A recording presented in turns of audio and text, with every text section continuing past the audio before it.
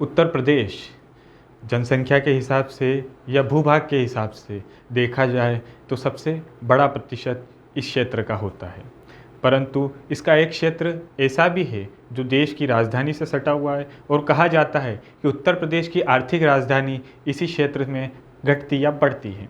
ये शहर है नोएडा। जब आप इस नाम की परछाई में जाएंगे, इसकी गहराई में जाएंगे, तो इसका शाब्दिक अर्थ यह निकलता है, new Okhla industrial development authority, यानी कि अगर इसको हिंदी में कहा जाए तो नवीन ओखला औद्योगिक। जब नोएडा शहर में आप घुसते हैं तो आपका सामना होता है गगनचुंबी इमारतों से, जो ये दर्शाती है कि यह काफ़ी विकसित और विकसित होने के साथ साथ भी एक तरह से, चाहे उसमें आईटी की बात हो, चाहे किसी भी क्षेत्र की बात हो, जिसमें इस क्षेत्र का अव्वल दर्जे का स्थान है। आज हम बात करेंगे नोएडा में बन रही ऐसी कई बिल्डिंगों के बारे में जिनके ऊपर कहा जाता है कि यह नोएडा अथॉरिटी ने एक फैसला किया है, और फैसले का आदेश तब पारित हुआ जब इसे तत्काल प्रभाव से लागू कर दिया गया। तो क्या है पूरा फैसला, चलिए समझने का प्रयास करते हैं। नमस्कार, मैं हूं आपके साथ नीरज पंचोली। आप देखना शुरू कर चुके हैं नज़र टुडे। उत्तर प्रदेश में पहली बार नोएडा में बहुमंजिला इमारतों के स्ट्रक्चरल ऑडिट पॉलिसी लागू कर दी गई है।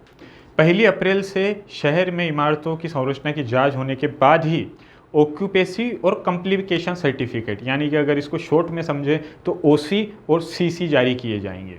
यही नहीं, पुरानी जो इमारतें हैं उनकी मजबूती की भी जांच की जाएगी। नोएडा प्राधिकरण की सीईओ रितु माहेश्वरी ने इसे तत्काल प्रभाव से लागू कर दिया है। आदेश के तहत अप्रैल से ओसी या सीसी मांगने वाले बिल्डर को ऑनलाइन आवेदन के साथ ऑडिट के लिए एक चयनित पैनल में से किसी एक संस्थान से स्ट्रक्चरल ऑडिट की रिपोर्ट हासिल कर नोएडा प्राधिकरण को जमा करानी होगी। स्ट्रक्चरल ऑडिट के तहत इमारतों के सुरक्षित होने की रिपोर्ट मिलने के बाद ही आंशिक रूप से या पूर्ण कम्प्लीकेशन सर्टिफिकेट जारी किए जाएंगे। आदेश में यह भी कहा गया है कि जिन मामलों में अपार्टमेंट ओनर्स एसोसिएशन यानी कि एओए या 25% आवंटियों की ओर से स्ट्रक्चरल ऑडिट की मांग की जाएगी, उसमें प्रावधानों के अनुरूप गठित जो समिति है उस समिति के नियमों के मुताबिक इस पर कार्रवाई भी की जाएगी। हालांकि जिन इमारतों के लिए 31 मार्च 2023 तक आंशिक या पूर्ण सीसी लेने के लिए आवेदन किया गया है, उनके समक्ष स्तर से स्ट्रक्चरल वेटिंग का प्रमाण पत्र जमा कराना होगा। खास बात इसमें यह है कि ऑडिट के बाद बिल्डर या एओए की ओर से शुल्क का भुगतान किया जाएगा।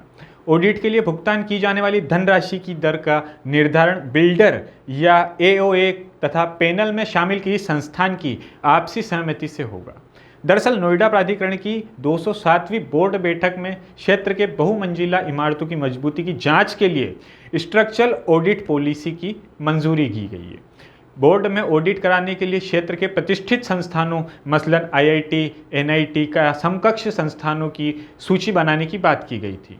यह पैनल में शामिल संस्थान कुछ इस प्रकार हैं: Delhi technical university, Delhi IIT, Kanpur NIT, Allahabad BITS, Pilani AMU Aligarh, NNIT, MNIT Jaipur, CRI Roorkee. Structural audit policy के मुख्य बिंदु प्राधिकरण की ओर से आंशिक या पूर्ण ओसीसीसी जारी करने के पहले पैनल में शामिल किसी भी संस्था के माध्यम से बिल्डर या एमओए के खर्च पर हाईराइट टावरों की मजबूती की जांच करना जरूरी होगी। रिपोर्ट सब कुछ ठीक पाया जाने पर ही उसे ओसी या सीसी मिल सकेगी।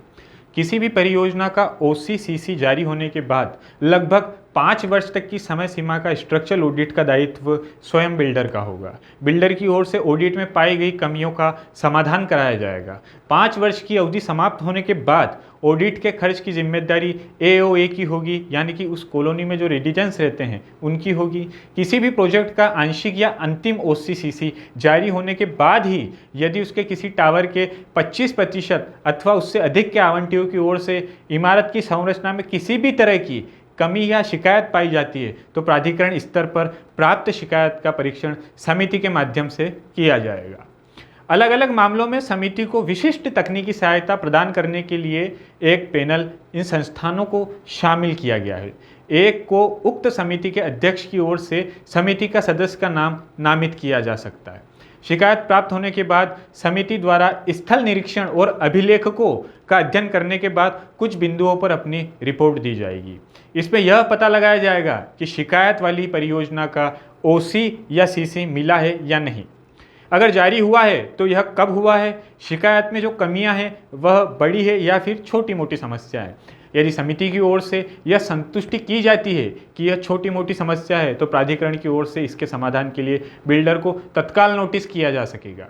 बिल्डर या AOA की ओर से निराकरण 3 माह में कराना होगा। यदि समिति यह पाती है कि इमारत की मजबूती को लेकर काफ़ी बड़ी समस्या है और यह स्ट्रक्चरल ऑडिट के बाद रिपोर्ट में प्राप्त हुई है तो इसके आधार पर ही उसका निराकरण किया जाएगा। ऐसी हालत में स्ट्रक्चरल ऑडिट कराना किसी भी समय जरूरी होगा। परियोजना AOA को सौंपने के बाद AOA की ओर से प्रस्ताव दिए जाने की दिशा में भी कार्रवाई की जाएगी।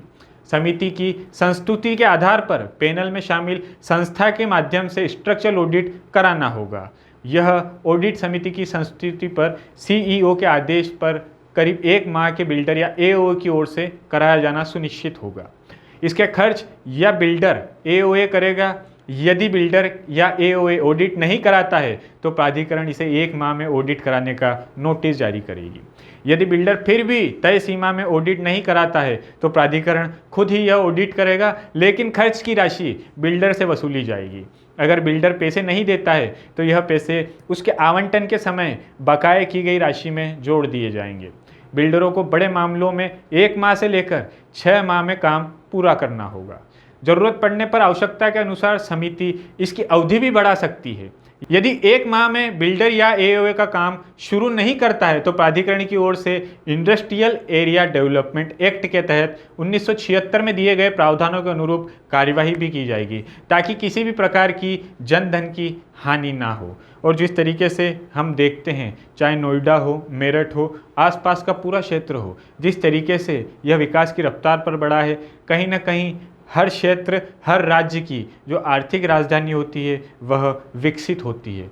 परंतु कुछ कुछ राज्य और कुछ कुछ क्षेत्र ऐसे भी हैं जो क्षेत्र के स्तर पर पिछड़े हैं, तो कहीं आर्थिक स्तर पर तो कहीं क्षेत्रफल के स्तर पर।